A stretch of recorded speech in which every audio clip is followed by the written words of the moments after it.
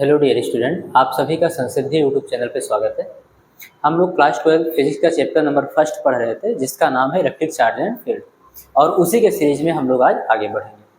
तो आज का जो हम लोगों का पहला टॉपिक होने वाला है वो है कूलॉम्स लॉ, मीन्स कूलॉम का नियम। आप लोग ये हेडिंग बनाएंगे और बढ़िया से इसको हम लोग समझते हैं। चलिए, तो सबसे पहले कूलॉम के नियम का जो कथन था, स्टेट था, उसको हम लोग लिखते हैं कि उन्होंने क्या कहा। उन्होंने कहा, नियम में लिखेंगे, इस नियम के अनुसार, इस नियम के अनुसार, जो इनका नियम था उसके अनुसार, कामा इनवर्टेड कामा लिखेंगे। ये इन्होंने क्या कहा? कहा दो स्थिर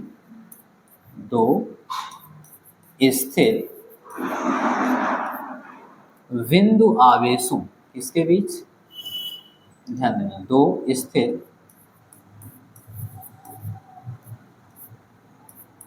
बिंदु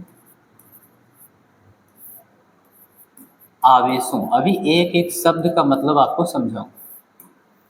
दो स्थिर बिंदु आवेशों के बीच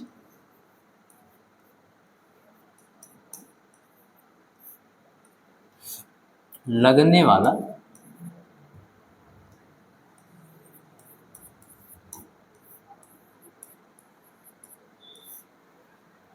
स्थिर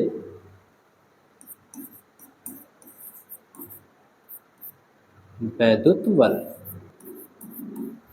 स्थिर वैद्युत बल। ये स्थिर वैद्युत बल दो प्रकार का हो सकता है, आकर्षण अथवा प्रतिकर्षण। क्लियर? तो उन्होंने कहा इस नियम के अनुसार दो स्थिर बिंदु आवेशों के बीच लगने वाला स्थिर वैद्युत बल उन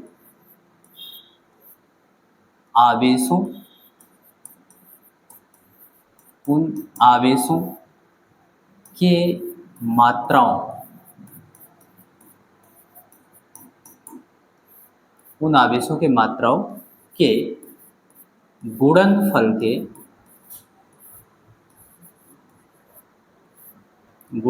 के समानुपाती,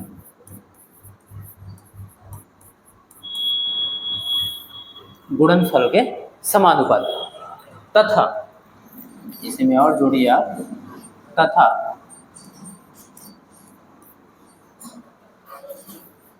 उन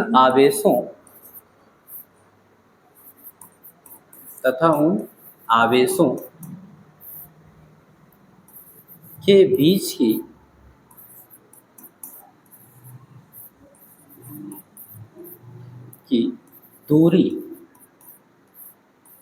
दूरी के व्युत्क्रमानुपाती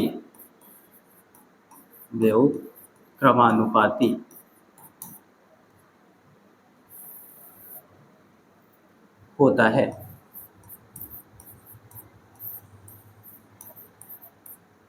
ये इनका नियम था। नहीं, दूरी के वर्ग के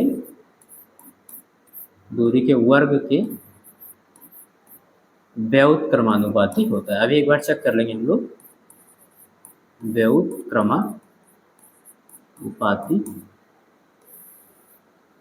होता है।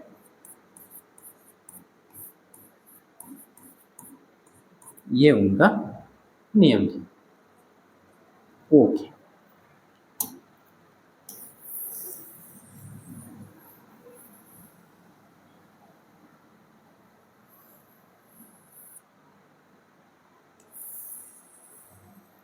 चलो, ये उनका स्टेटमेंट हो गया। अब हम लोग समझते हैं उन्होंने क्या कहा।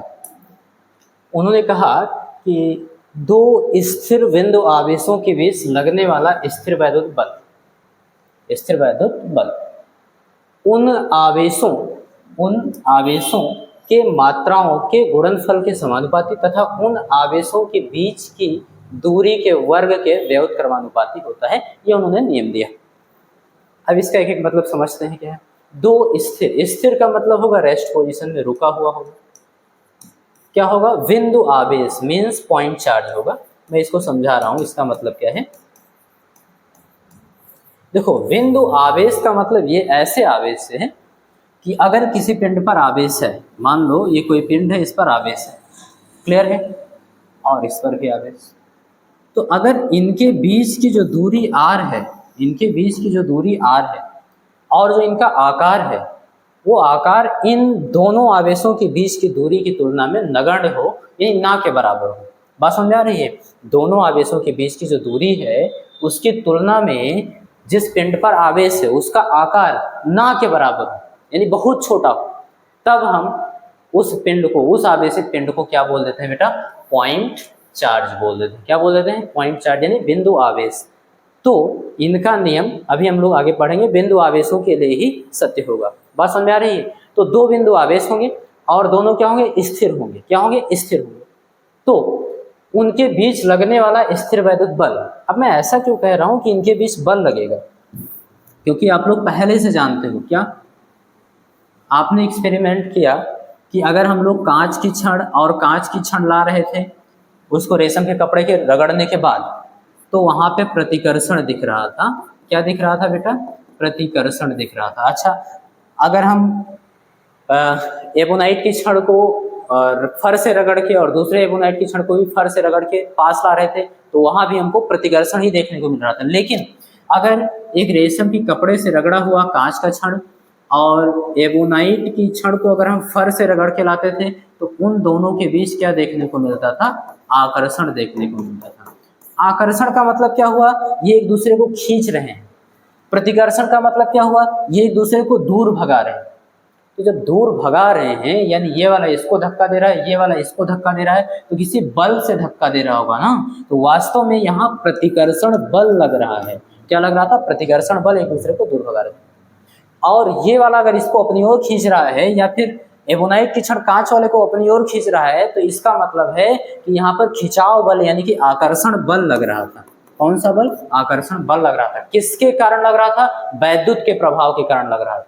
बात समझ में आ रही है? इसीलिए इन दोनों को हम लोग क्या बोलेंगे? यहाँ पे जो स्थिर वैद्युत बल लिखा है, इनका मतलब ही यही है, क्या? आकर्षण अथवा प्रतिकर्षण बल। क्योंकि स्थिर वैद्युत बल कितने प्रकार का होता है? दो प्रकार का। हमने देखा, प्रतिकर्षण भी करता था और आकर्षण भी करता था। तो कूलाम क्या बता रहे हैं? कूलाम बता रहे हैं कि इन दोनों के बीच कितना बल लगेगा, कितना प्रतिकर्षण बल लगेगा या फिर कितना आकर्षण बल लगेगा, उसकी न्यूमेरिकल वैल्यू, यानी उसका हम लोग परिमाण कैसे निकालेंगे या फिर दिशा कैसे निकालेंगे, वो बताएंगे। बात समझ आ रही है? तो ये हो गया उनका नियम। उन्होंने कहा कि इन दोनों के बीच जो आकर्षण प्रतिकर्षण बल लगेगा या इन दोनों के बीच जो आकर्षण बल लगेगा, वो उन आवेशों के मात्राओं के गुणनफल के समानुपाती होगा। यानी इन पर जो आवेश होंगे, इन पे आवेश की कुछ मात्रा होगी, मान लो Q1 है, इस पर मान लो Q2 है, तो उनका गुणनफल कराओ और गुणनफल जो होगा उसी के समानुपाती होगा। यानी ये जो बल लग रहा था F, वो समानुपाती होगा Q1 Q2। और इन दोनों के बीच की दूरी, इनके बीच की डिस्टेंस कितनी है, उसके वर्ग के व्युत्क्रमानुपाती होता है।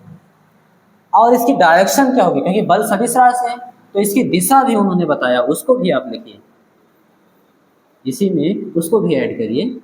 ये होता है क्या? वर्ग के व्युत्क्रमानुपाती होता है। ओके, यहाँ ऐसे लिख देंगे। उसके बाद लिखिए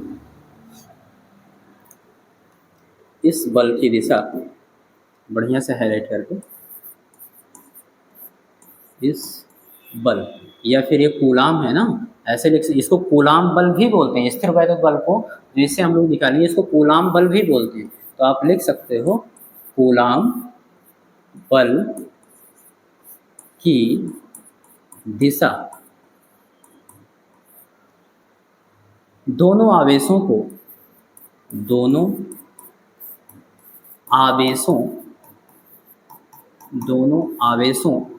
को मिलाने वाली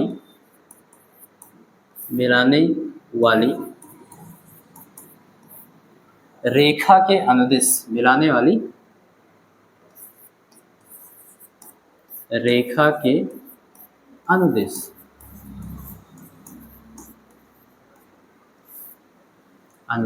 होती है। ये पॉइंट आपको याद रखना है कि जो इनके बीच आकर्षण अथवा प्रतिकर्षण बल, जिसे आप स्थिर वैद्युत बल बोलते हो यहाँ पर, इसी को कूलाम बल भी कहा जाता है। तो उसकी डायरेक्शन क्या होगी? तो उसकी जो डायरेक्शन होगी वो दोनों बिंदु आवेशों को मिलाने वाली रेखा के अनुदिश होगी। दोनों बिंदु आवेशों को मिलाने वाली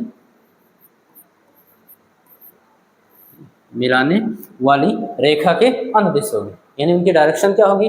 अगर यहाँ पर ये Q1 है और ये Q2 है, मान लो प्रतिकर्षण बल लग रहा है, ये उसको धक्का दे रहा है, दूर भगा रहा है, तो उसकी डायरेक्शन इधर की ओर नहीं होगी, बल्कि इन दोनों को मिलाने वाली रेखा यही तो हुई, इन दोनों को मिलाने वाली रेखा, तो इसके अनुदिश होगी। तो आपके पास दो ही ऑप्शन है, अगर प्रतिकर्षण हुआ तो दूर की ओर तो इधर की ओर, और अगर आकर्षण हुआ यानी ये वाला उसको खींच रहा है तो इधर की ओर, यानी दो ही। ऐसे इसके कारण भी इस पर दो ही दिशा में बल लग सकते हैं, या तो आकर्षण होगा तो इधर की ओर और प्रतिकर्षण होगा तो इधर। बात समझ में आ रही है? ये दोनों बिंदु आवेशों को मिलाने वाली रेखा के अनुदिश का मतलब यही हुआ, उसी की दिशा में। यहाँ तक कॉन्सेप्ट क्लियर हुआ? चलो, अब इसी स्टेट को हम लोग क्या करते हैं, गणितीय रूप में लिखते हैं और हमको इनका कूलाम के बल का सूत्र मिल जाएगा। देखिए कैसे, इन्होंने जो जो कहा उसको आप करते चलो मैथमेटिक्स में। सबसे पहले इन्होंने क्या कहा, इस नियम के अनुसार दो स्थिर बिंदु के बीच लगने वाला स्थिर वैद्युत बल। तो सबसे पहले हमको क्या करना है, दो स्थिर बिंदु लेना है, दो स्थिर बिंदु आवेश लेना है, वो आप ले लीजिए। तो यहाँ पर हम लोग लिखेंगे इस तरीके से, सपोज करेंगे, माना हमारे पास एक स्थिर बिंदु आवेश ये है, ये ओके, और दूसरा स्थिर बिंदु आवेश ये है, आप सपोज करो यहाँ पे, ओके, ये रेस्ट है, रुके हुए हैं, क्लियर है? ओके।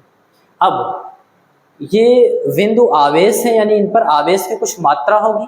मात्रा का मतलब कितनी मात्रा में इस पर आवेश है, कितना आवेश इस पर है और कितना आवेश इस पर है। तो हम लोग सपोज कर लेंगे क्या, कि इस पर जो आवेश की मात्रा है वो Q1 है और इस पर जो आवेश की मात्रा है वो Q2 है, इस तरीके से। और ये दोनों कहाँ पे स्थित हैं, तो निर्वात अथवा वायु में स्थित हैं। कहाँ पे? वैक्यूम है या फिर एयर है, इस तरीके से। वैक्यूम का मतलब निर्वात, एयर का मतलब तो आप जानते हो वायु। चलो हम लोग ऐसे सपोज कर लेंगे कि या तो यहाँ पर निर्वात है और या फिर वायु, निर्वात अथवा वायु में ऐसे रखें। अब इनके बीच की दूरी का भी यहाँ जिक्र हुआ है, जैसे उन पे आवेशों, जो आवेश इनका गुणा कराएंगे और उनकी मात्रा के समानुपाती होगा, ये हो गया। इनके बीच की दूरी का भी यहाँ है, तो उसको दूरी को भी यहाँ शो कर दीजिए, प्रदर्शित कर दीजिए इनके बीच की दूरी क्या है। तो हम लोग सपोज करेंगे इनके बीच की जो डिस्टेंस है,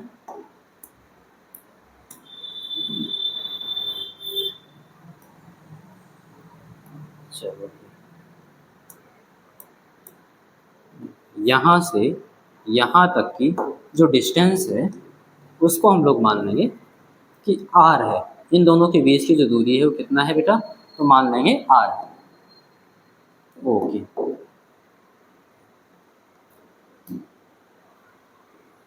ये इन दोनों के बीच की दूरी कितनी है, r।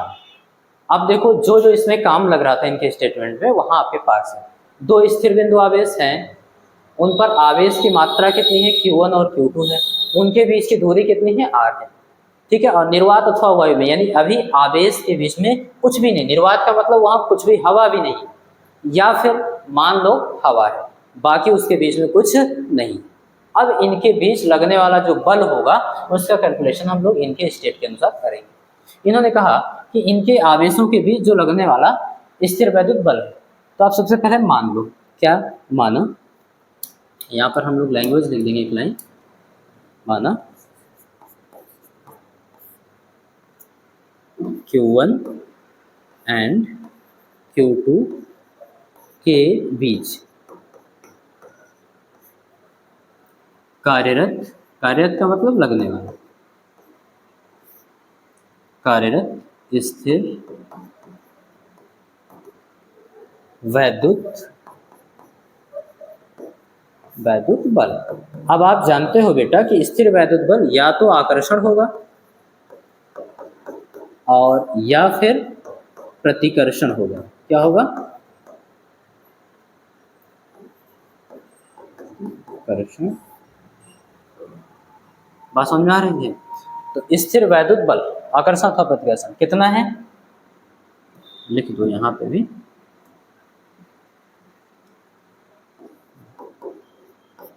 हम लोग सपोज करेंगे कि F है। कितना है? F है। यानी इनके बीच अभी Q1 और Q2 के बीच जो बल लग रहा है उसकी वैल्यू हम लोगों ने मान लिया है F है। तो ये जो F होगा, ये जो आपका F होगा, ध्यान देना, ये जो आपका F होगा वो इस नियम के अनुसार किसके समानुपाती होगा, यानी दो स्थिर बिंदु आवेशों के बीच लगने वाला स्थिर वैद्युत बल यानी F उन आवेशों के मात्राओं के गुणनफल के समानुपाती। सबसे पहले तो ये लिखो, यहाँ पर लिखेंगे जो F है कूलाम के अनुसार समानुपाती है किसके, इन दोनों आवेशों पर जो मात्रा है आवेश की यानी Q1 और Q2 इनका गुणा करा लो। Q1 और Q2 इन दोनों के गुणनफल के कैसा रहेगा? समानुपाती। इसको बना दो नियम नंबर 1। ठीक है। फिर कह रहे हैं तथा, उसी बल के बारे में बात हो रही, तथा वो जो बल है वो उन आवेशों के बीच की दूरी के वर्ग के व्युत्क्रमानुपाती। तो इन आवेशों के बीच की दूरी ले लीजिए r, इनका वर्ग करा दीजिए और इनका व्युत्क्रम करा दीजिए। इस तरीके से ये जो बल होगा वो उनके बीच की दूरी के, उन आवेशों के बीच की दूरी के वर्ग के व्युत्क्रमानुपाती होगा। देखो व्युत्क्रम संबंध है। अच्छा, इसको नियम नंबर 2 में। व्युत्क्रम का मतलब ये हुआ कि ये उल्टा निर्भर कर रहा है। F जो है उसकी दूरी के वर्ग के व्युत्क्रम में निर्भर कर रहा है। अगर उसकी दूरी का वर्ग बढ़ता है तो बल क्या होगा? घटेगा। और अगर दूरी घटती है तो बल क्या होगा? बढ़ेगा। और यहाँ पे समानुपाती का मतलब क्या हुआ? इन दोनों पर जो आवेश की मात्रा है उनका गुणनफल अगर बढ़ता है तो बल बढ़ जाएगा। इनके बीच लगने वाला जो बल होगा, चाहे खिंचाव बल होगा चाहे दूर भगाने वाला बल होगा यानी प्रतिकर्षण बल, दोनों का मान बढ़ जाएगा। बस यही हो गया इनका संबंध। इस नियम के अनुसार आपने लिख दिया। अब दिशा तो आपको समझ में आ रही होगी कि उनको मिलाने वाली रेखा के अनुदिश ही होगा। अगर प्रतिकर्षण बल होगा तो दूर की ओर, इसी के इन दोनों आवेशों को मिलाने वाली रेखा के अनुदिश ही दूर की ओर। अगर आकर्षण होगा तो इधर की ओर, पास की ओर। ऐसे ही इसके कारण भी इस पर जो बल लग रहा होगा पास की ओर या दूर की ओर। बात समझ में आ रही है? और मिलाने वाली रेखा के अनुदिश ही होगा। चलो हम लोग क्या करते हैं, इस दोनों नियमों को मिलाते हैं। नियम 1 व 2 को मिलाने पर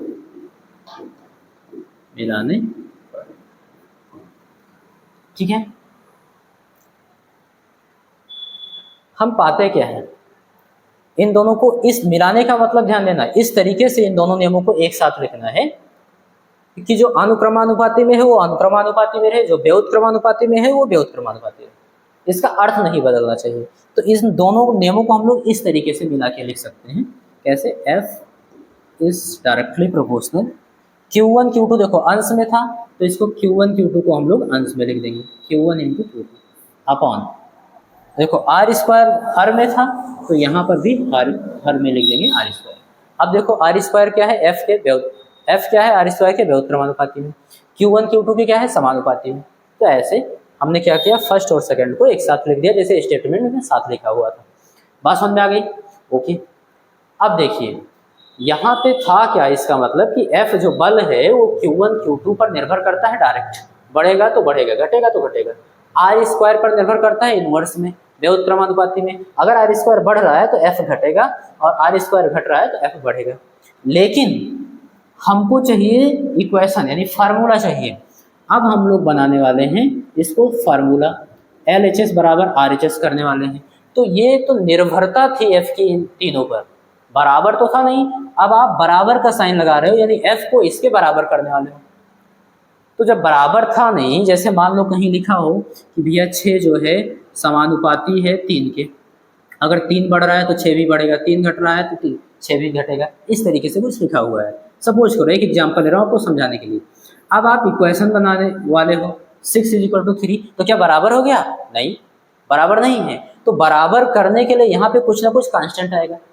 मान लो आप जो भी मानना चाहो, मान लो c है कांस्टेंट, ओके, ये चीज़।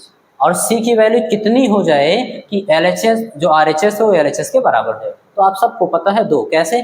3 देखो गुणे में इधर आएगा भाग में, तो c = लिख सकते हो 6/3, 3 दूनी 6, यानी कि इस c कांस्टेंट की वैल्यू 2 अगर हम रखें तो बराबर हो जाएगा 6 बराबर 2 × 3, 3 दूनी 6, इस तरीके। तो ऐसे ही जब भी हम लोग फार्मूला डेराइव करेंगे, उसका डेरिवेशन करेंगे कहीं पे, और समानुपाती या व्युत्क्रमानुपाती का चिन्ह है, जब उसको हम हटाते हैं तो कुछ ना कुछ कांस्टेंट आ जाता है। किस लिए? LHS और RHS को बराबर करने के लिए। तो यहाँ पे जो कांस्टेंट आता है वो आता है स्मॉल k। क्या आता है बेटा? Small k, okay. अब कांस्टेंट है तो इसकी वैल्यू फिक्स होती होगी, उसकी वैल्यू बदलेगी नहीं। हाँ, तो फिक्स होती है, अभी मैं बता रहा हूँ क्या होगी। तो आएगा कितना? Q1 Q2/R²। ओके, ये हो गया आपका फार्मूला। यही है आपका कूलाम के नियम का फार्मूला। इसी फार्मूले से हम लोग क्या करेंगे? आवेशों के मध्य लगने वाले बल का कैलकुलेशन हम लोग करेंगे। बात समझ में? आपको Q1 समझ में आ रहा है, पहले आवेश पर पहले बिंदु पर आवेश था। Q2 समझ में आ रहा है, दूसरे बिंदु पर आवेश था। R समझ में आ रहा है, इन दोनों के बीच की दूरी थी। K क्या है ये नहीं समझ में आ रहा, तो K कांस्टेंट है। कौन सा कांस्टेंट है उसको हम लोग लिख लेते हैं, ध्यान देना, इसके बारे में हम लोग लिखते चलेंगे। चलो लिखिए, जहां जो स्मॉल k है बेटा, इसको हम लोग बोलते हैं कूलाम कांस्टेंट, यानी कूलाम का नियतांक या कूलाम नियतांक, या फिर इसी को हम लोग बोलते हैं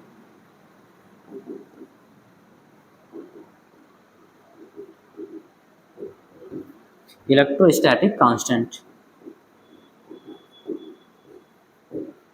इलेक्ट्रोस्टैटिक कांस्टेंट यानी कूलाम नियतांक, ध्यान देना, हम बोलते हैं कूलाम नियतांक, या फिर स्थिर वैद्युत नियतांक। ये बात आपको समझ में आ रही होगी। इसको हम लोग क्या बोलेंगे? कूलाम नियतांक या फिर स्थिर वैद्युत नियतांक। अब अगर ये नियतांक है तो इसकी कुछ ना कुछ न्यूमेरिकल वैल्यू होती होगी, आंकिक मान होता होगा, बिल्कुल होता है। वो कितना है? तो इसको हम लोग यहीं पे लिख लेते हैं कि K = जो न्यूमेरिकल वैल्यू इसकी होती है वो होती है, पहले देखो ध्यान देना, इसको हम लोग ऐसे भी लिखते हैं K = 1/4πε0, 4πε0 या फिर ε0, और इसकी जो वैल्यू होती है वो 9.0 × 10⁻⁹। ये न्यूमेरिकल वैल्यू किस में? तो ये SI सिस्टम में इसका मान है। मैं समझा रहा हूँ आपको कि ε0 क्या है। 4π तो आपको पता है, जो K होता है वो 1/4πε0 के बराबर होता है। इसकी जो पूरे को हम सॉल्व करते हैं, न्यूमेरिकल वैल्यू आती है 9.0 × 10⁹, और इसका जो मात्रक होगा वो हम लोग क्या लिखते हैं? तो इसका मात्रक आप यहाँ से आराम से निकाल सकते हो, आपको रटने की जरूरत नहीं है। करेंगे क्या? K को रोक लेंगे, F यहाँ पहले से R² भाग में इधर जाएगा गुणे में, तो FR² बटे Q1 Q2 गुणे में इधर आएगा भाग में, Q1 Q2 बराबर क्या बचा? K। अब अगर आपसे कोई पूछ रहा है भैया K का मात्रक क्या होगा, तो हम बोलेंगे जो इन सब का मात्रक होता है। तो इन सब का मात्रक क्या होगा? F क्या है? बल। बल का SI सिस्टम में मात्रक न्यूटन। क्या होगा बेटा? बोलेंगे न्यूटन। ओके। R क्या थी? दूरी। दूरी का मात्रक मीटर। वर्ग है तो लिखेंगे मीटर स्क्वायर। ओके, ये बेटा योजक चिन्ह इन दोनों को जोड़ रहा है, माइनस का मत समझ लेना, है ना। ओके, तो न्यूटन मीटर स्क्वायर प्रति Q1 क्या है, आवेश, आवेश का मात्रक कूलाम, Q2 क्या है, आवेश, आवेश का मात्रक कूलाम, इन दोनों का गुणा कराओगे तो कूलाम स्क्वायर, यानी प्रति कूलाम स्क्वायर। हाँ, तो ये जो न्यूमेरिकल वैल्यू थी के की, वो किस सिस्टम में था, SI सिस्टम में था। किसमें, हम यहाँ ब्रैकेट में लिख देंगे SI सिस्टम में। SI सिस्टम में के की जो न्यूमेरिकल वैल्यू होगी 9 × 10⁹ न्यूटन मीटर स्क्वायर पर कूलाम स्क्वायर इतना होगा। ये बात आपको याद रखनी है। ओके, अब एक चीज़ परेशान कर सकते हैं आपको कि ये सारी बात हमको समझ में आई कि के का न्यूमेरिकल वैल्यू 9 × 10⁹ होता है SI सिस्टम में, और न्यूटन मीटर स्क्वायर पर कूलाम स्क्वायर होता है। तो जब के का मान इतना होता है तो इसको लिखने की क्या ज़रूरत है हमको, ये तो और परेशान कर सकता है हमको। बिल्कुल, ये जो है अगर हम लोग ऐसे लिखेंगे तो आगे के जितने भी डेरिवेशन हैं वो आसान होने वाले हैं। दूसरी चीज़, एप्सिलॉन, जो एप्सिलॉन नॉट है, इसको बोलते हैं निर्वात की वैद्युतशीलता। क्या बोलते हैं, निर्वात की वैद्युतशीलता, या फिर निर्वात का परावैद्युतांक भी बोलते हैं।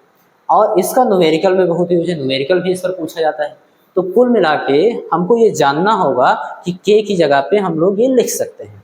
बात समझ में आ रही है, और इसकी भी न्यूमेरिकल वैल्यू इतनी होती है और के का भी न्यूमेरिकल वैल्यू इतनी होती है, इसलिए बराबर लिख दिया गया। बात समझ में आ रही है। ओके, अब इसको थोड़ा सा हम लोग ठीक से लिख लें और एप्सिलॉन नॉट के बारे में बढ़िया से जान लेते हैं कि क्या है। आखिर ये भी तो एक कांस्टेंट ही है, तो इसकी भी न्यूमेरिकल वैल्यू होती होगी। बिल्कुल, तो इसके बारे में हम लोग यहाँ पे जान लेते हैं कि एप्सिलॉन नॉट क्या है। एप्सिलॉन नॉट, सबसे पहले हम लोग लिखेंगे कि एप्सिलॉन नॉट जो है बेटा, इसको बोलते हैं परमिटिविटी, 1 मिनट,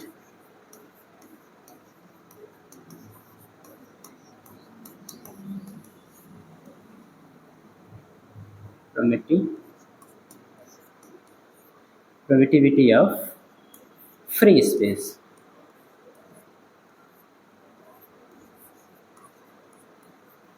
हाँ, फ्री स्पेस का मतलब भी होता है निर्वात। क्या होता है बेटा, निर्वात होता है। ओके,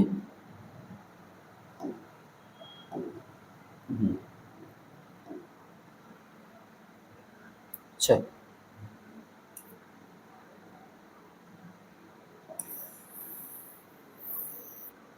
अब आपको दिखेगा ये, ठीक। ये हो गया आपका परमिटिविटी ऑफ फ्री स्पेस, ठीक है। इसको हम लोग बोलते हैं निर्वात की, हिंदी में बोलते हैं बेटा निर्वात की वैद्युतशीलता। क्या बोलते हैं, निर्वात की वैद्युतशीलता। ओके, ठीक। आप ये भी याद रख सकते हो कि इसको कई बार बोला जाता है निर्वात का परावैद्युतांक, निर्वात का परावैद्युतांक यानी dielectric constant of free space, ये चीज़। ओके, अब ये भी न्यूमेरिकल वैल्यू इसका होता होगा क्योंकि ये कांस्टेंट है, तो इसकी न्यूमेरिकल वैल्यू कितनी होती है, तो लिखेंगे एप्सिलॉन नॉट की जो न्यूमेरिकल वैल्यू होती है 8.85 इंटू 10⁻⁻12 होती है, 8.85 इंटू 10⁻⁻12।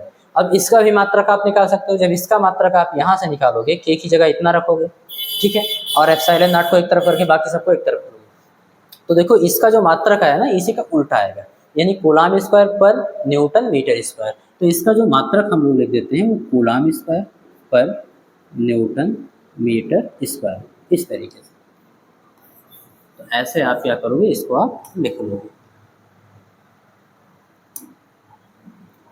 ये एप्सिलॉन नॉट के बारे में बात समझ में आई। एक बार मैं आपको समझा देता हूँ, कूलाम का नियम क्या मिला आपको, यानी दोनों बिंदु आवेशों के बीच बल कितना लगेगा, तो F is equal to small k Q1 Q2 upon R square. Small के क्या है, तो हम बोलेंगे स्थिर वैद्युत नियतांक या फिर कूलाम नियतांक, ठीक है। अगर नियतांक है यानी नियत अंक है तो इसकी न्यूमेरिकल वैल्यू यानी आंकिक मान होता होगा, बिल्कुल होता है। तो ये होता है K is equal to 1/4 epsilon naught के बराबर। किसके बराबर, एप्सिलॉन नॉट। ध्यान देना, एप्सिलॉन जो है ये ग्रीक का एक अक्षर है, यानी यूनान भाषा का एक अक्षर है, लेटर है, ठीक है। अब इसको हम लोगों ने निर्वात के लिए क्या किया है, यहाँ पे ऐसे नॉट या जीरो बोलते हैं, इसको लगा दिया गया। इसको पढ़ते क्या है, तो बोलेंगे एप्सिलॉन। क्या बोलते हैं, एप्सिलॉन। और जीरो या नॉट लगा है तो इसलिए हम इसको बोलते हैं एप्सिलॉन नॉट या फिर एप्सिलॉन जीरो। बात समझ में आ गई? ये तो हो गया इसका परिचय। अब इसकी न्यूमेरिकल वैल्यू कितनी होती? तो इसकी न्यूमेरिकल वैल्यू होती है 8.85 इंटू 10⁻⁻12 कूलाम पर न्यूटन मीटर स्क्वायर। ये है क्या? तो निर्वात की वैद्युतशीलता है। निर्वात की वैद्युतशीलता इसलिए नॉट लगा है। बात समझ में आ रही है? अभी आगे पढ़ेंगे हम लोग इसके बारे में थोड़ा और। अच्छा, अगर हम 4 तो आप पहले से जानते हो, पाई से आपका बहुत पुराना परिचय है, 22/7 या 3.4 रखोगे। एप्सिलॉन नॉट की वैल्यू अगर इतना रखेंगे और 1 में भाग करेंगे तो कुल मिलाकर आएगा 9×10⁹ तो इसलिए स्मॉल के की वैल्यू निकल के आती है 9×10⁹ न्यूटन मीटर स्क्वायर पर कूलम स्क्वायर। किसमें? एसआई सिस्टम में। इसका मतलब ये है कि इसकी एक वैल्यू और हो सकती है, किसमें? सीजीएस सिस्टम में। तो यही कहीं पे लिख लीजिएगा कि सीजीएस सिस्टम में इसका मान क्या होता है। चलो मैं एडजस्ट कर दे रहा हूँ।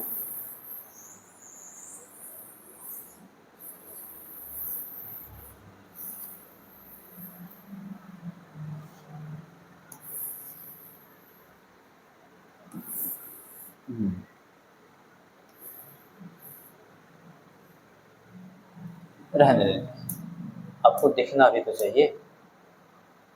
आगे लिख लेते हैं। चलो ध्यान देंगे यहाँ से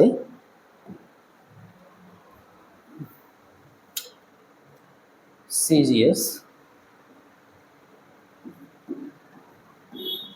एस सिस्टम में, CGS सिस्टम में जो स्मॉल के है बेटा, उसकी वैल्यू हो जाती है 1। कितना हो जाती है? 1। और CGS सिस्टम में इसका मात्रक भी आप लिख सकते हो। कितना? ध्यान देंगे, जैसे K इक्वल टू कितना था? 9×10⁹ न्यूटन मीटर स्क्वायर पर कूलाम। न्यूटन का CGS में डाइन, मीटर का सेंटीमीटर, और कूलाम का फ्रैंकलिन ESU या फिर स्टेट कूलाम, ऐसे लिख सकते हैं। तो हम लोग लिखेंगे डाइन सेंटीमीटर स्क्वायर। क्या लिखेंगे? डाइन डाइन सेंटीमीटर स्क्वायर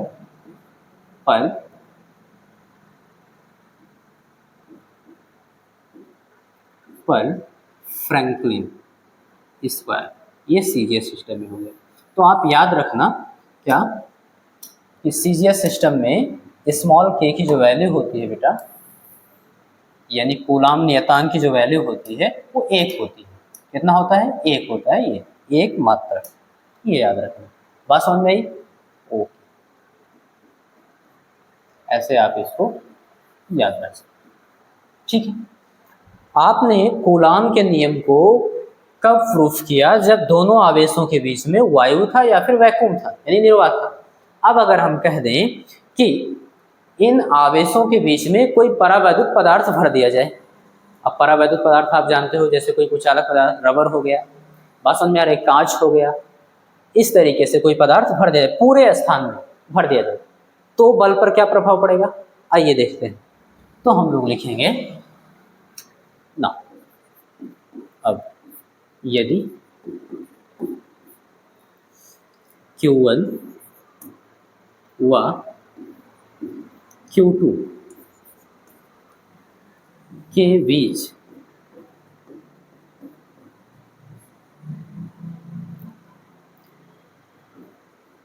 कोई परावैद्युत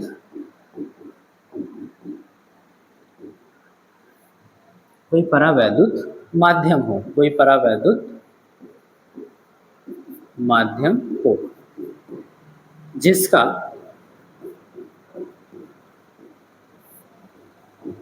परावैद्युतांक, मैं समझा रहा हूं कि परावैद्युतांक होता क्या है।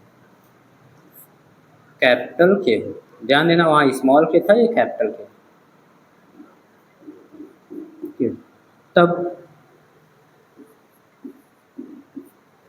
तब ध्यान देंगे,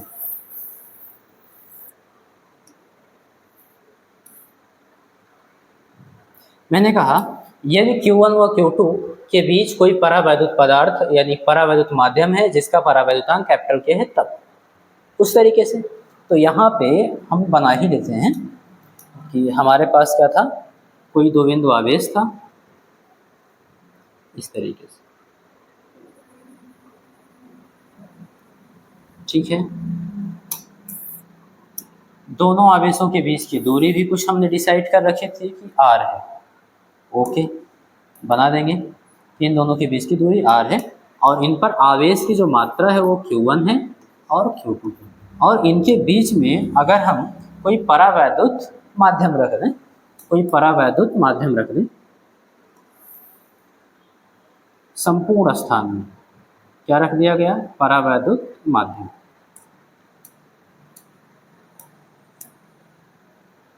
इस तरीके से। ओके, मैं Q1 को ठीक से लिख दे रहा हूँ। Q1 हो गया, Q2 हो गया।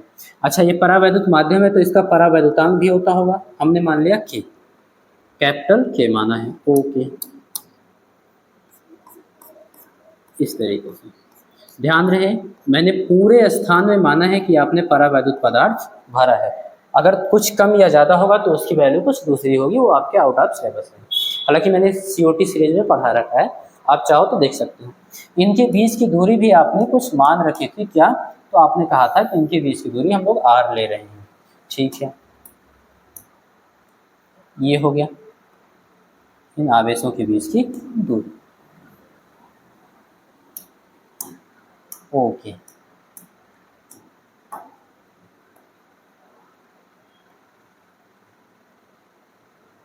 कितना मान लिया? r। ठीक है, ये अब आपके पास जो दो बिंदु आवेश थे वही सब कुछ है, वही उन पर आवेश की मात्रा है, उनके बीच की दूरी भी r है। बस किया क्या आपने? उनके बीच में कोई परावैद्युत पदार्थ भर दिया जिसका परावैद्युतांक क्या है? कैपिटल K है। परावैद्युतांक के बारे में आगे हम लोग पढ़ेंगे। परावैद्युतांक का मतलब परावैद्युत नियतांक है, ये एक नियत अंक होगा। बस समझ में, इसकी एक फिक्स वैल्यू होगी, वो मैं बता रहा हूँ, ध्यान देंगे। तब बल का मान क्या होगा? तब F is equal to 1/4 pi epsilon naught और capital K into Q1 Q2 upon R square. Q1 Q2 upon R square. अब आपको ये वाला फॉर्मूला लगाना होगा। जब दोनों आवेशों के बीच में कोई परावैद्युत पदार्थ है तो आपको ये वाला फार्मूला लगाना होगा। इतना न्यूटन, इतना मात्रक, जो भी आप लिखोगे। बात समझ में आ रही है? ये यहाँ तक कंसेप्ट क्लियर है। अब आपको एक ही चीज दिक्कत दे सकती है, परावैद्युतांक ये है क्या? तो एक नियतांक है, इसके बारे में हम इसके आगे पढ़ने वाले हैं। चलो पढ़ ही लेते हैं, तुरंत का तुरंत पढ़ लेते हैं कि ये क्या है। इसको हालांकि आप बढ़िया से लिख लीजिए, इस तरफ मैं कर दे रहा हूँ। ओके, ये थोड़ा इधर कर दे रहा हूँ, छोटा कर दे। ठीक है, ये लिख लेना। हाँ, अब ये आप बढ़िया से लिख लीजिएगा। उसके बाद ध्यान देंगे, परावैद्युतांक के बारे में हम लोग पढ़ने वाले हैं कि कैपिटल के है क्या। चलो, तो आप लोग हेडिंग करेंगे डाइलेक्ट्रिक कांस्टेंट, इसी को बोलते हैं रिलेटिव परमिटिविटी या फिर इसी को बोलते हैं स्पेसिफिक इंडक्टिव कैपेसिटी। अगर हिंदी में बात करें तो हिंदी में इसको बोलते हैं डाइलेक्ट्रिक कांस्टेंट, मीन्स परावैद्युतांक।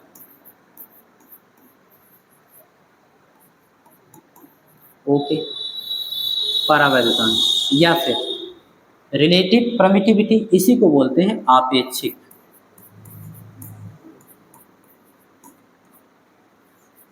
आपेक्षिक परमिटिविटी मीन्स वैद्युतशीलता,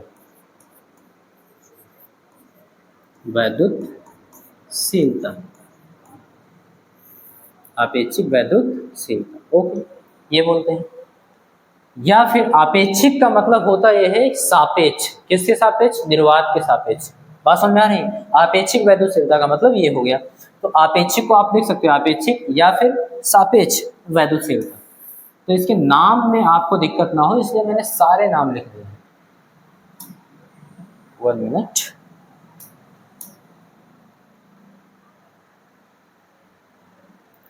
ठीक है,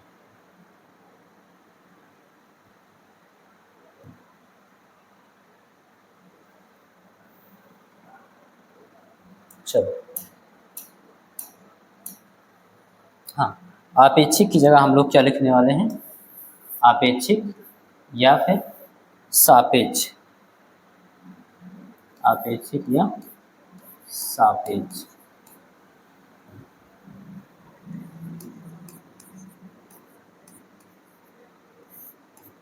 सापेक्ष वैद्युतशीलता, ठीक है, ये बात भी समझ में आ गई।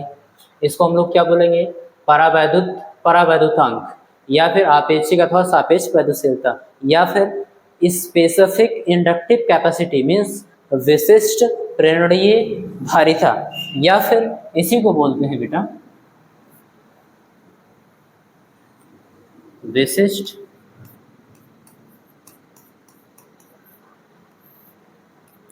परावैद्युता, परावैद्युतता, विशिष्ट परावैद्युतता। ये हो गया,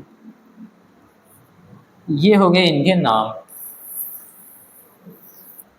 तो नाम में आपको कोई दिक्कत ना हो इसलिए मैंने सारे नाम लिख दिए, ऐसे आप लोग को लिख लेंगे। ओके, इसके बारे में आपको क्या करना है? पढ़ना है। तो हेडिंग बनाइए जल्दी से और स्टार्ट करते हैं। ये है, सबसे पहले मैं दो फिगर बना रहा हूँ, आप ध्यान से देखना। एक फिगर हमारे पास रहेगा निर्वात अथवा वायु के लिए। किसके लिए? निर्वात अथवा वायु के लिए। ये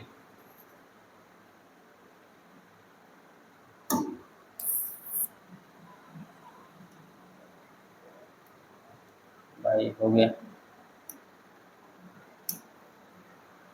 वही दोनों बिंदु आवेश रहेंगे हमारे पास, उतनी ही दूरी पर स्थित होंगे, बस इनके बीच हम लोग क्या करेंगे? परावैद्युत माध्यम रखेंगे। तो मान लीजिए इन पर आवेश की मात्रा है Q1 और Q2, ठीक है, Q1 और Q2। इन पर भी वही आवेश की मात्रा होगी Q1 और Q2, ठीक है। दोनों के बीच की डिस्टेंस क्या होगी? सेम। इनके बीच की दूरी भी R,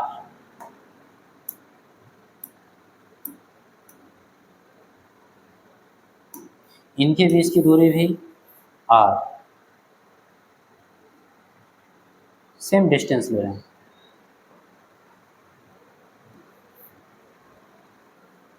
लिख देंगे यहाँ क्या डिस्टेंस कितना है? तो R।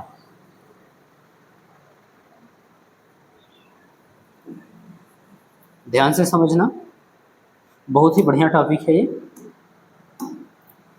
हाँ, इन दोनों के बीच का जो डिस्टेंस है वो R है। यहाँ पे क्या है? तो हम बोलेंगे यहाँ पे जो है या तो वैक्यूम है और या फिर ईयर है, यानी या तो कुछ भी नहीं है, निर्वात है, अथवा वायु है। क्लियर? और यहाँ पे बात करेंगे तो यहाँ पे कोई परावैद्युत पदार्थ भर दिया गया है इनके बीच, Q1 और Q2 के बीच पूरे स्थान में कोई परावैद्युत पदार्थ ऐसे भर दिया गया। ओके,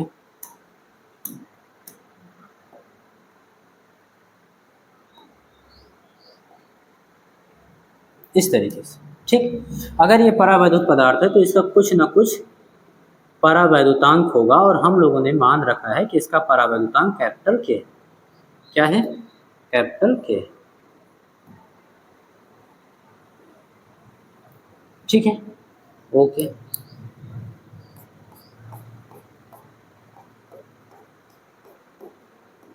इस तरीके से आपने बना दिया। इसको हम बना देंगे फिगर फर्स्ट और इसको हम बना देंगे फिगर सेकेंड। अब बढ़िया से आप समझिएगा।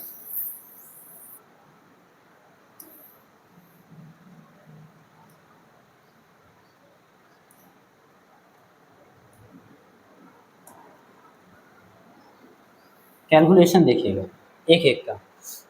हम लोग लिखेंगे सबसे पहला calculation for figure first. Figure first के लिए कैलकुलेशन करने वाले, ठीक है। तो इन दोनों के बीच जो वैद्युत बल लगेगा उसका मान कितना होगा, जब दोनों आवेशों के बीच निर्वात अथवा वायु है। तो हम लोग पहले से जानते हैं जब दोनों आवेशों के बीच निर्वात अथवा वायु होगा तो उसके बीच जो बल का मान होगा F = K Q1 Q2 अपान R स्क्वायर, और स्मॉल k की जगह हम लोग लिख सकते हैं 1/4πε0। तो लिख लेंगे, लिखिए क्या लिखेंगे, F = चेंज कर लेंगे, चलो F = K की जगह 1/4π निर्वात की वैल्यू से होता है एप्सिलॉन इंटू दोनों आवेशों का गुणनफल Q1 × Q2 अपान उनके बीच की दूरी का वर्ग यानी कि R स्क्वायर।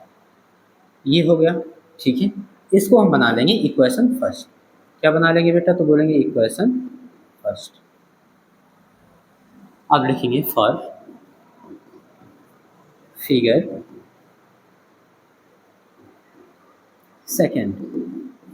सेकंड फिगर के लिए देखिए आप कैलकुलेशन हम लोग करेंगे तो क्या मिलेगा हमको। सेकंड फिगर का मतलब ये, जब दोनों आवेशों के बीच कोई परावैद्युत पदार्थ यानी कुछ अलग पदार्थ होगा। अगर हम बात करें ये 1/4πε0 कैपिटल के, यहाँ पे कैपिटल के रहेगा, Q1 Q2 अपान R स्क्वायर।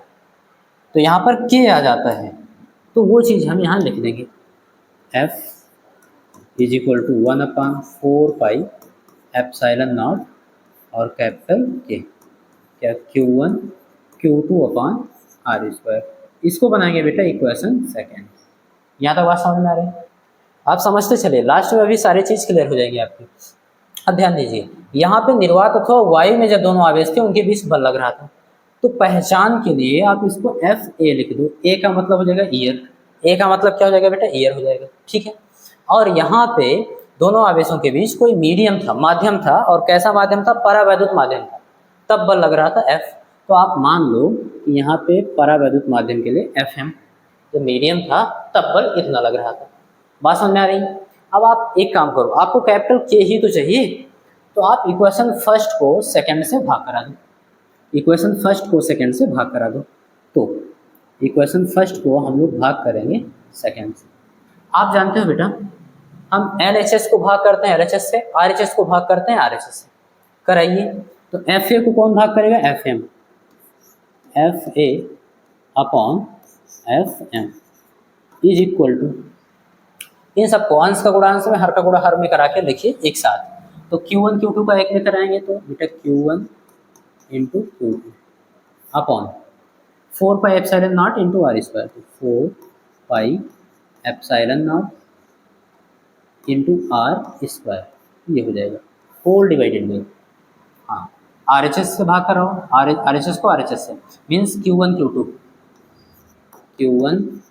का किस में भाग कराएंगे, 4πε0 capital K × R square, 4πε0 capital K × R square, इससे भाग कराएंगे। चलिए कराते हैं, देखते हैं क्या मिलता है। सबसे पहले तो Q1 Q2 को Q1 Q2 से काटेंगे तो 1 बचेगा। दूसरी चीज़ 4πε0 से 4πε0 कटेगा, R स्क्वायर से R स्क्वायर कटेगा तो यहाँ 1 बचेगा। सबसे नीचे का गुणा क्या करेंगे, सबसे ऊपर यहाँ कराएंगे और इसका गुणा यहाँ करेंगे। और अब देखिए आपको मिलता क्या है, तो यहाँ पे हम लोग लिखेंगे F, 1 सेकेंड, थोड़ा सा स्पेस की ओर,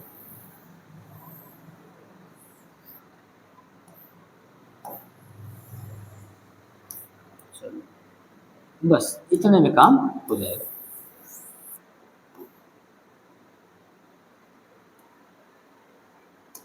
हाँ मिला क्या बेटा आपको, तो कहेंगे FA upon FM is equal to, capital K नीचे बचा था उसका गुणा 1 में होगा तो कैपिटल K, और बटे 1 का गुणा 1 में होगा 1 से भाग करने का कोई मतलब नहीं रहा, तो इसलिए हम केवल इतना ही लिखेंगे।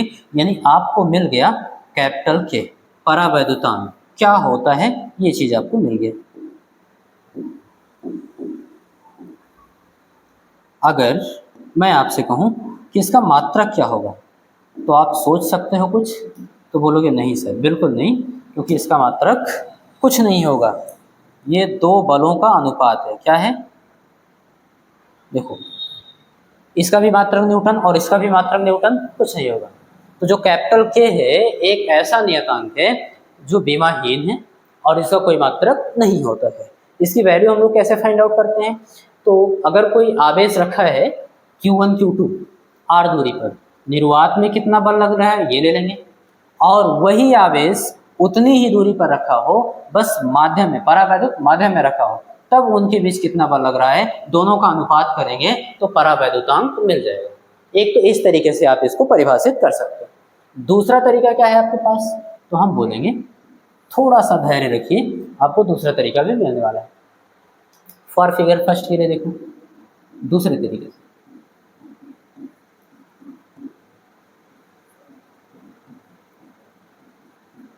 तो फिगर फर्स्ट के लिए निर्वात अथवा वायु में दो बिंदु आवेशों के बीच लगने वाला स्थिर वैद्युत बल F कूलाम के नियम से होता कितना है? तो आप कहोगे ये तो पता ही है, F A। निर्वात अथवा वायु में तो A ले लिए हैं ईयर से, है ना।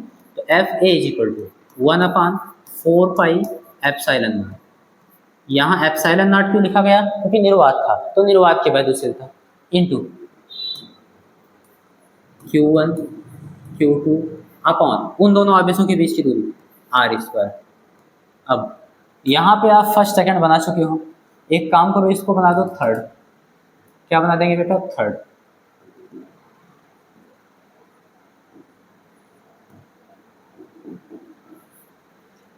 अब आपसे अगर कोई कहे भैया आप सेकंड फिगर के लिए बताइए, आप बोलोगे सर वही तो लिख रहे हो। नहीं बेटा, आप ध्यान दो, थोड़ा सा धैर्य रखो। अगर हम इन दोनों आवेशों के बीच बल निकाल रहे हैं सेकंड फिगर के लिए, तो Fm लिखेंगे, मीडियम है। कैसा मीडियम है? परावैद्युत माध्यम है, यानी कि डाइलेक्ट्रिक मीडियम है। Fm इज इक्वल टू, तो लिखेंगे 1/4 पाई एप्सिलॉन। ये ध्यान देना, यहाँ पे मैंने लिखा है एप्सिलॉन नॉट, यहाँ पे मैंने लिखा है एप्सिलॉन। एप्सिलॉन नॉट क्या होता है? मैंने कहा था ये ग्रीक अक्षर है, ठीक है। इसको हम संकेत के रूप में ले रहे हैं वैद्युशीलता के, ठीक है। तो जब निर्वात की वैद्युशीलता होगी तो हम यहाँ पर एक चिन्ह लगा देंगे ऐसे, नॉट या 0, तो बोलेंगे निर्वात की वैद्युशीलता। अगर कहीं ऐसे केवल लिखी है तो इसको हम बोलेंगे माध्यम की वैद्युशीलता, मीन्स ये परावैद्युत माध्यम की वैद्युशीलता है।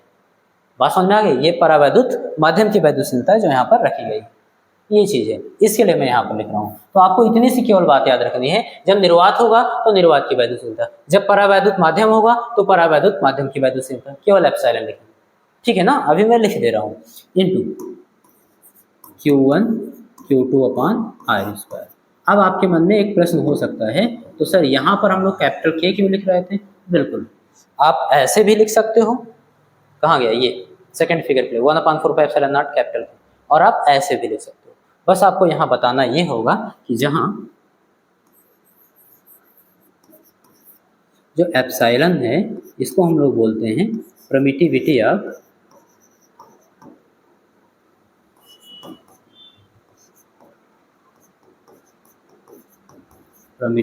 Of medium. और कैसा मीडियम? Dielectric medium.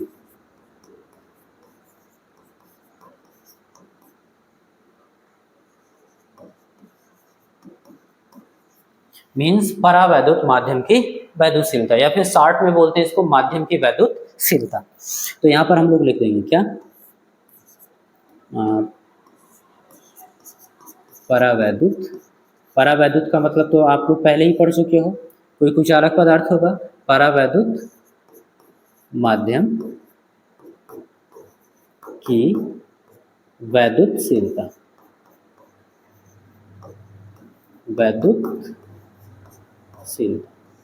ओ, ये आपका हो गया परावैद्युत माध्यम की वैद्युशीलता, ठीक है। अब मैं अगर आपसे कहूँ कि आप फर्स्ट को सेकंड से भाग कराइए, नहीं थर्ड को फोर्थ से भाग कराइए, तो आपको क्या मिलेगा? तो लिखेंगे equation third divide by equation fourth, ये भाग कराते हैं पहले।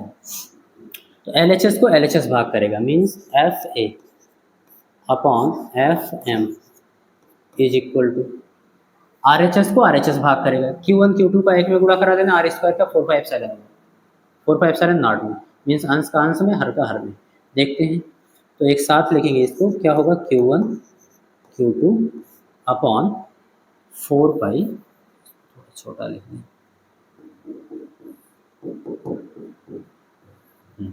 अब लिख सकते हैं आराम से क्या, Q1 Q2 upon 4 pi epsilon not into r square, ये हो जाएगा होल अपॉन। इसका भी ऐसे करके लिखो तो लिखेंगे Q1 Q2 अपॉन 4 पाई, यहाँ पे केवल एप्सिलॉन क्या है, ये परावैद्युत माध्यम की वैद्युशीलता, और इंटू आर स्क्वायर, इस तरीके से। ओके, थोड़ा सा स्पेस बना लेते हैं।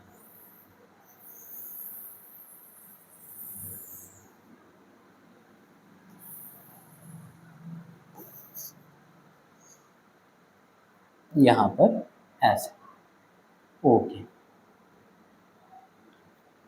चलो,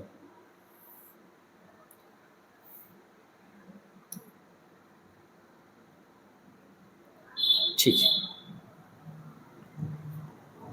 ध्यान देंगे यहाँ से देखो Q1 Q2 से Q1 Q2 कटेगा, एक बचेगा, और 4 पाई से 4 पाई कटेगा, आर स्क्वायर से आर स्क्वायर कटेगा, यहाँ एप्सिलॉन नॉट बचा, यहाँ एप्सिलॉन बचा।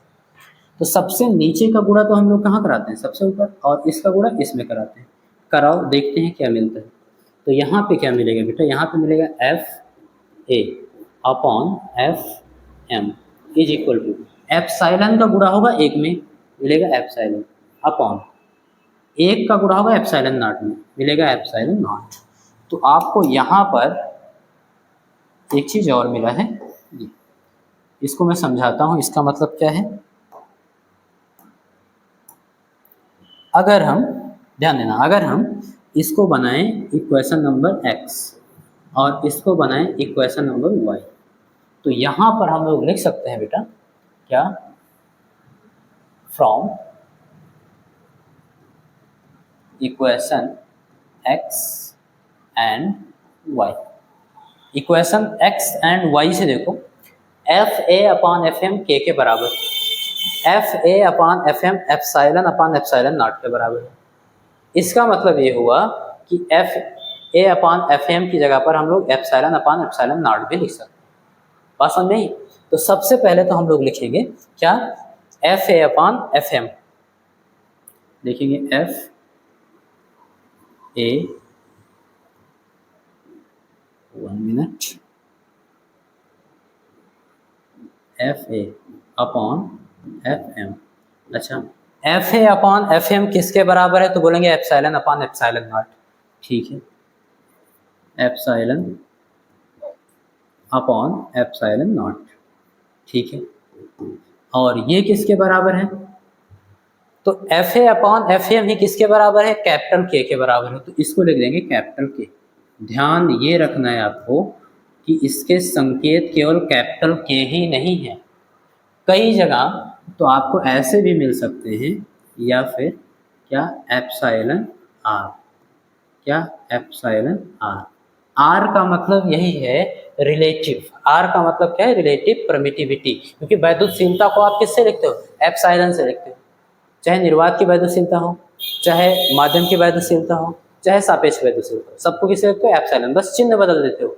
निर्वात के लिए आप नॉट लगा देते हो, माध्यम के लिए आप केवल एप्सिलॉन लिख देते हो, रिलेटिव के लिए आप आर लगा देते हो।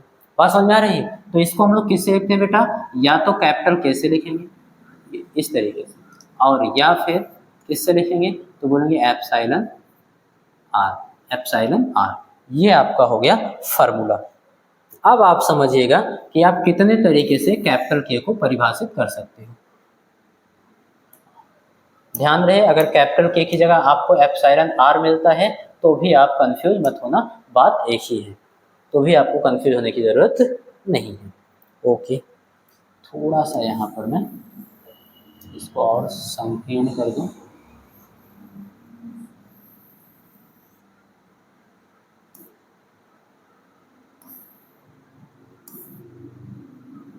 उम्मीद है आपको दिख रहा होगा, ठीक है। अब हम बढ़िया से सारी चीज़ें लिख सकते हैं। ओके,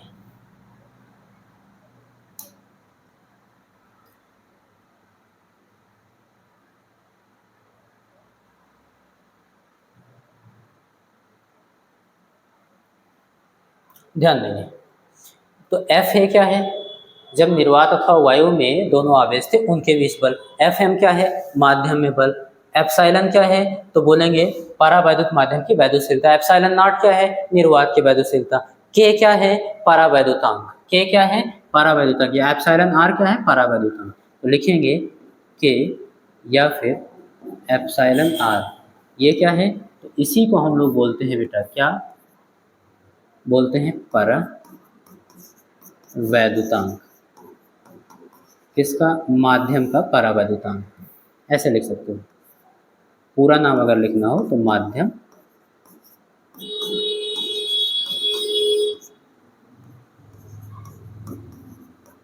माध्यम का परावैद्युतांक। बात समझ में आई। बाकी सारे नाम इसके यहाँ पर लिखे हुए।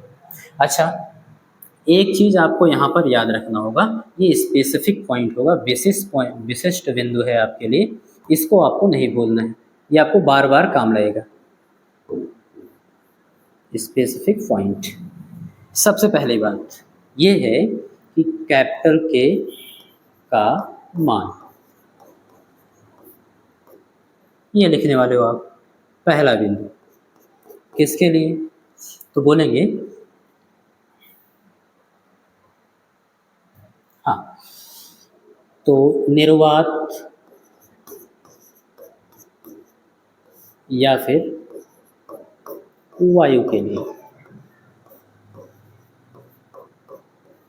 निर्वात अथवा वायु के लिए लिखेंगे। दूसरी चीज,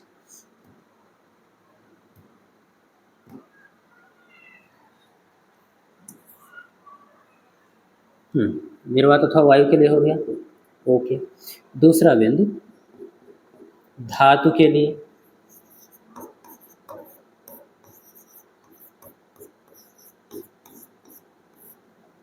और तीसरी बात है परावैद्युत माध्यम के लिए। शॉर्ट में इसको माध्यम भी बोल देते हैं, परावैद्युत माध्यम के लिए।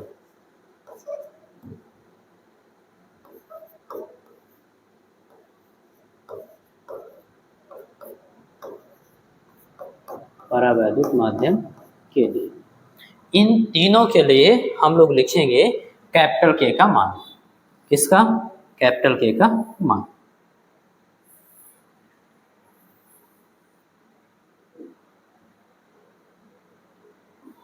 ओके, ये अब ध्यान देंगे,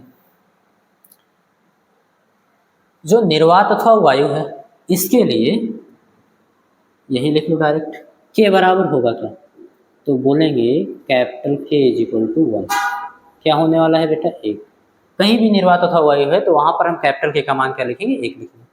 धातु है तो धातु के लिए हम लोग के का मान लिखेंगे बेटा अनंत। क्या लिखेंगे, अनंत। ओके, एक चीज याद रहे, निर्वात के लिए तो 1 होता है, वायु के लिए जो के का मान होता है वो असल में होता है 1.00059, इस तरीके से। बात समझ आ रही है। तो वो भी क्या है, लगभग 1 के बराबर ही है। तो इसलिए हम लोग करते क्या है, निर्वात और वायु दोनों के लिए के का मान 1 ही लिख देते हैं। तो इसलिए आप लोग भी क्या करिएगा, केवल 1 लिखिएगा। क्लियर। परावैद्युत माध्यम के लिए, परावैद्युत माध्यम के लिए जो के का मान होता है बेटा, वो ऑलवेज इज ग्रेटर देन 1। के इज ग्रेटर देन 1, यानी 1 से क्या होगा, बड़ा होगा, लेकिन अनंत से क्या होगा, छोटा। अनंत से क्या होगा, छोटा होगा। के क्या होगा, अनंत से छोटा है और 1 से बड़ा है। ये आपको याद रखने की जरूरत है, तो बार बार काम रहेगा। अब यहाँ पर आप जान सकते हो, यहाँ पर आप समझ सकते हो कि के क्यों नहीं लिखा गया निर्वात अथवा वायु में। क्यों, क्योंकि निर्वात अथवा वायु के लिए, फर्स्ट फिगर के लिए देखना, निर्वात अथवा वायु था, उसके लिए तो परावैद्युतांक का मान 1 होता है। निर्वात का जो परावैद्युतांक होता है वहां पर कैपिटल के का मान क्या होगा, 1 होगा। तो जब 1 होगा, 1 से गुणा कराओगे यही बचेगा, इसलिए नहीं लिखा गया। तो अब आपको याद रखने की जरूरत है, निर्वात अथवा वायु के लिए के का मान 1 होता है। और यहाँ पर देखो, ये कोई परावैद्युत माध्यम था, इसके लिए के का मान 1 से अधिक होगा, जैसे 1.5, 2, 3, 6 इस टाइप से होगा। तो उससे भाग करोगे तो बल घट भी जाता है। आपसे पूछा जाता है कई बार कि अगर निर्वात अथवा वायु में 2 बिंदु आवेश r दूरी पर रखे हुए हैं और वही बिंदु आवेश उतनी ही दूरी पर किसी माध्यम में रखे हैं, तो बल पर क्या प्रभाव पड़ेगा, तो आप याद रखना बल का मान घट जाएगा। बल का मान क्या होगा, घट जाएगा। ये चीज़ आपको याद रखनी है। यहाँ तक कॉन्सेप्ट क्लियर है। चलो अब हम लोग क्या करते हैं, इसको स्क्रीनशॉट लो और आगे चलते हैं। अब हम लोग पढ़ते हैं limitations of Coulomb's law, means Coulomb के नियम की सीमाएं, मीन्स कूलॉम के नियम की सीमाएं। ये आपको समझनी होगी कि क्या कूलॉम का नियम, जैसे न्यूटन का सार्वत्रिक गुरुत्वाकर्षण नियम है, हर जगह काम करता है कि नहीं? क्या ये नियम सार्वत्रिक है कि नहीं? तो हम बोलेंगे बिल्कुल भी नहीं। इस नियम की कुछ सीमाएं हैं। इस नियम की क्या है? कुछ सीमाएं। उसको हम लोग पढ़ेंगे। तो अभी आपने सीखा कि कूलॉम का जो नियम है वो सार्वत्रिक नहीं है, यानी यूनिवर्सल नहीं है। इसके कुछ लिमिट हैं, यहाँ तक काम करेगा, यहाँ तक काम नहीं करेगा, ये चीज़ उसको हम लोग समझ लेते हैं कि कहाँ कहाँ काम करेगा। तो सबसे पहले बिंदु में आप लिखोगे, सबसे पहले बिंदु में आप लिखोगे कि कूलॉम का नियम, यानी यह नियम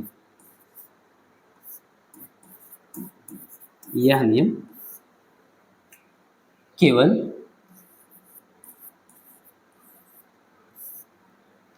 स्थिर, किसके लिए? तो स्थिर हुआ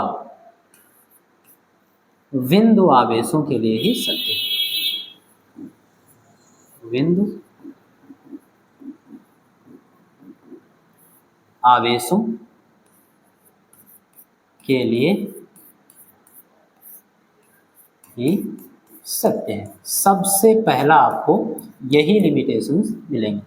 क्या कूलॉम का नियम किसके लिए सत्य है? तो पहली बात तो स्थिर होना चाहिए, जो बिंदु आवेश है आपके पास स्थिर। दूसरी चीज, बिंदु आवेश के लिए ही सत्य होगा। किसके लिए? बिंदु आवेश के लिए सत्य होगा। तो ये तो हो गया इसका लिमिटेशन, ये भैया केवल स्थिर और बिंदु आवेशों के लिए सत्य है। अच्छा, स्थिर तो समझ में आता है, बिंदु आवेश क्या होगा ये चीज समझाइए। तो ध्यान दीजिए, आप लोग लिख लेना कि पॉइंट चार्ज मीन्स बिंदु आवेश, बिंदु आवेश ये क्या है? तो हम लिखेंगे ऐसे आवेशित, ऐसे आवेशित, ऐसे आवेशित पिंड जिनका आकार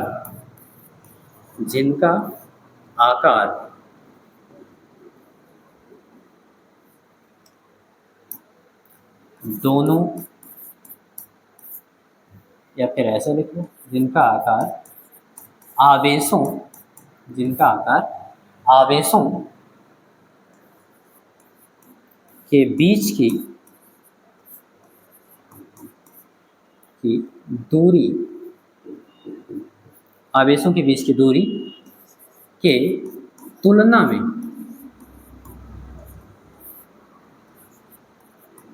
नगण्य हो। क्या हो? नगण्य हो।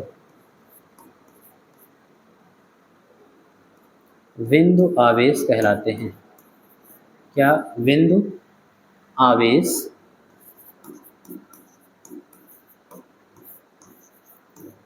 कहलाते हैं। ये बात हो गई। चलो इसको मैं समझाता हूँ आपको ढंग से। हाँ, आपने कह दिया कि भैया जो कूलॉम का नियम है वो केवल स्थिर और बिंदु आवेशों के लिए ही सत्य है। तो स्थिर तो समझ में आ रहा है, बिंदु आवेश क्या होता है? तो हम बोलेंगे ऐसे पिंड जो आवेशित हैं और जिनका जो आकार है दोनों बिंदु आवेशों के बीच की दूरी जो है उसकी तुलना में ना के बराबर हो, तो उसको हम लोग बिंदु आवेश कह सकते हैं। यानी कि एक बड़े गोले को भी हम लोग बिंदु आवेश बोल सकते हैं। कब? जब ये दोनों आवेशित गोले, जब इनका जो आकार है, इनका जो आकार है, मान लो इसका डाया d है, इनके बीच की दूरी मान लो r की तुलना में, r की तुलना में बहुत ही कम है, यानी d is less than r। यानी इस दूरी, इन दोनों आवेशों के बीच की जो दूरी है उसकी तुलना में इसका आकार जो है वो ना के बराबर है, नेग्लेक्टेड है, बहुत कम है, तो हम इसको पॉइंट चार्ज बोल देंगे, यानी बिंदु आवेश बोल देंगे। ये आपको याद रखनी है। Concept clear? ओके, अब ध्यान दीजिएगा, ये तो पहला लिमिटेशन हो गया। दूसरा क्या है? तो दूसरा आप लिख सकते हो, यह नियम अधिक दूरी, यह नियम अधिक दूरी, बहुत अधिक दूरी की बात नहीं हो रही है। अधिक दूरी का मतलब हुआ कुछ किलोमीटर, कुछ आप लिख लेंगे किलोमीटर, ये हो गया। बात समझ में आ गई? तो यह नियम अधिक दूरी यानी कुछ किलोमीटर तथा कुछ किलोमीटर से लेकर नाभिकीय दूरी,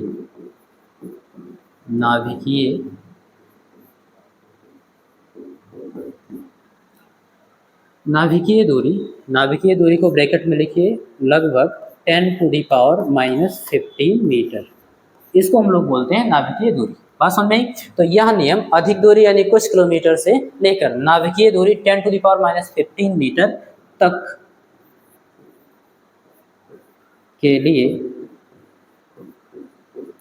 सत्य है। ये बात आपको याद रखनी होगी, और ये क्वेश्चन पूछा भी जा चुका है आप लोगों के बोर्ड एग्जाम में। बात समझ में आ रही है? तो इस पर आपको ध्यान रखना होगा।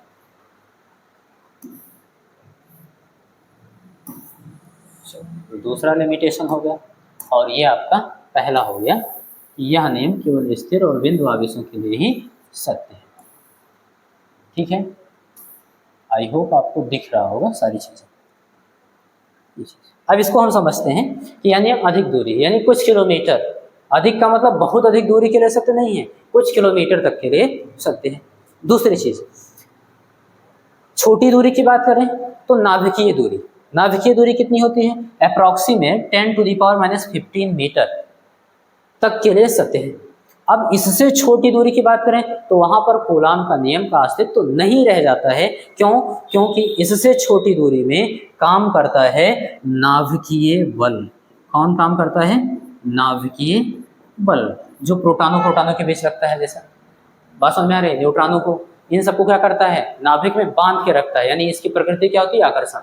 नाभिकीय बल ये वहां पे ये काम करता है। और नाभिकीय बल, जो प्रबल नाभिकीय बल होता है, अब तक ज्ञात सभी बलों में सबसे अधिक प्रबल है। ये क्या है? सर्वाधिक प्रबल है। इसका मतलब ये हुआ कि अगर वहां पे कूलाम का नियम काम भी कर रहा होगा तो अस्तित्व में नहीं आएगा। बात समझ में आ रही है? और वहां लगता है कूलाम का नियम, ऐसा नहीं कि नहीं लगता, लेकिन इससे कम दूरी होने पर नाभिकीय बल ज्यादा प्रभावी होता है और प्रबल भी होता है, इसलिए कूलाम के नियम का अस्तित्व तो नहीं रहता। हम ये नहीं कह सकते कि नाभिक में कूलाम का नियम लगता ही नहीं है।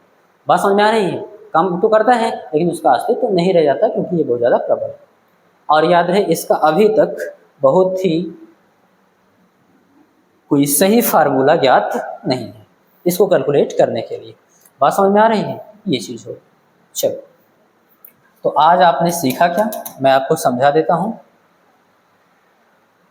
ज़्यादा से ज़्यादा 2-3 मिनट में आप समझ लीजिएगा। आपने कूलाम का नियम सीखा। कूलाम ने अपने स्टेट में कहा क्या कि अगर दो स्थिर बिंदु आवेश है तो उनके बीच जो स्थिर वैद्युत बल लगेगा, यानी आकर्षण अथवा प्रतिकर्षण बल लगेगा, उन दोनों बिंदु आवेशों के मात्राओं के गुणनफल के समानुपाती होगा तथा उन दोनों बिंदु आवेशों के बीच की दूरी के वर्ग के व्युत्क्रमानुपाती होगा। ये स्टेटमेंट हो गया। उसकी डायरेक्शन क्या होगी? तो दोनों बिंदु आवेशों को मिलाने वाली रेखा के अनुदिश होगी। ठीक है, निर्वात अथवा वायु के लिए कैलकुलेशन कर रहे हैं हम लोग। इसका कोई गणितीय उत्पत्ति नहीं है, जो इन्होंने स्टेट कहा वही आपने गणित के रूप में लिख दिया, और उन्हीं दोनों को नियमों को मिला के आपने ये फार्मूला प्राप्त किया। स्मॉल के क्या है? बोलेंगे कूलाम कांस्टेंट या फिर इलेक्ट्रोस्टैटिक कांस्टेंट। बात समझ में आ रही है? इसकी न्यूमेरिकल वैल्यू तो ये 1/4πε0 के बराबर होता है, जो कि 9 × 10⁹ न्यूटन मीटर स्क्वायर पर कूलाम स्क्वायर के बराबर होता है। क्यों? क्योंकि ε0 एक कांस्टेंट है जिसको हम लोग निर्वात की वैद्युशीलता बोलते हैं, परमिटिविटी ऑफ फ्री स्पेस, जिसकी न्यूमेरिकल वैल्यू 8.85 × 10⁻12 कूलाम स्क्वायर पर न्यूटन मीटर स्क्वायर होती है। इसकी वैल्यू हम लोग यहाँ रखते हैं, पाई की वैल्यू रखते हैं, 4 की वैल्यू रखते हैं, भाग करते हैं तो इतना मिलता है। यहाँ तक कॉन्सेप्ट क्लियर है? ओके। अब सीजीएस सिस्टम में आपको याद रखना है कि जो स्मॉल के था यानी कि कूलाम कांस्टेंट था, उसकी वैल्यू 1 होती है। और उसका मात्रक होता है। बात समझ में आ गई? अच्छा, अगर इन दोनों आवेशों के बीच कोई परावैद्युत माध्यम हो और उसका परावैद्युतांक कैपिटल K हो, तब हम फार्मूला ऐसे लिखते हैं, F = 1/4πε0 capital K into Q1 Q2 upon R square.